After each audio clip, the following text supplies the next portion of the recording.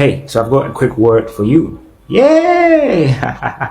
So basically, well, in with regards to living life and talking about God's salvation, that is linked to liberation, and so individuals will want a positive outcome of an incident, right? And so, basically saying that you want to be liberated from maybe a crisis you are in, could be financial crisis, or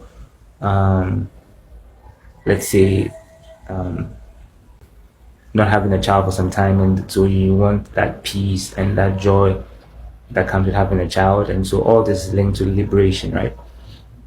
And so so God's salvation is broad, and like I said, we can define it as being liberated, or yeah. So when you look in the Bible, it's a classic example of a liberation or the salvation of the Lord, and that is with the Israelites coming out from Egypt, right? And we see that in that salvation, the Lord addressed their concerns holistically. In the book of Exodus, we are told that the cries of the people reached to the heavens, or reached God.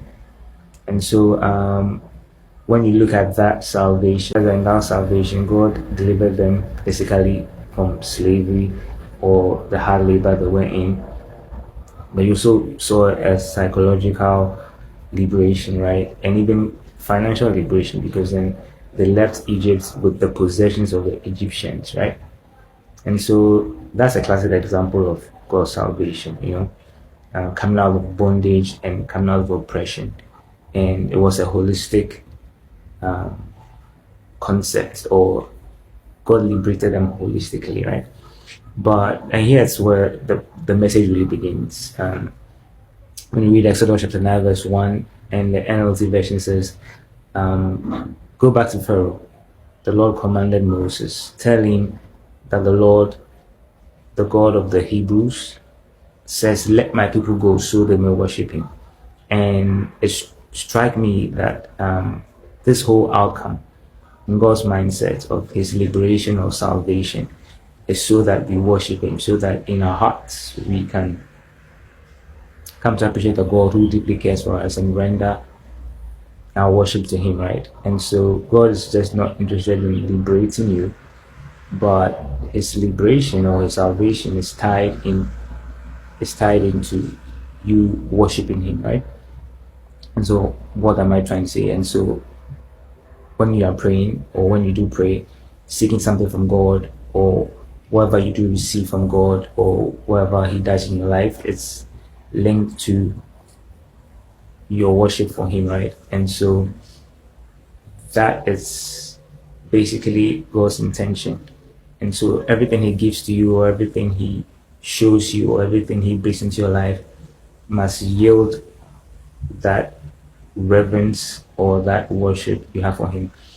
And this will apply in every area of your life, in terms of what you do receive, or what he shows you, or what he brings into your life, to have an understanding that it's because you must use those things, or you must come into a place of gratitude that those things he brings, or he gives you, or you receive from him, should be used in worship him. One of the ways those things can be used to worship God is when it serves his purpose for humanity. And so I just wanted to share this word with somebody, and let the person know that at the end of God's salvation will always be your worship for him. I hope this message blesses you. Catch you later. Bye.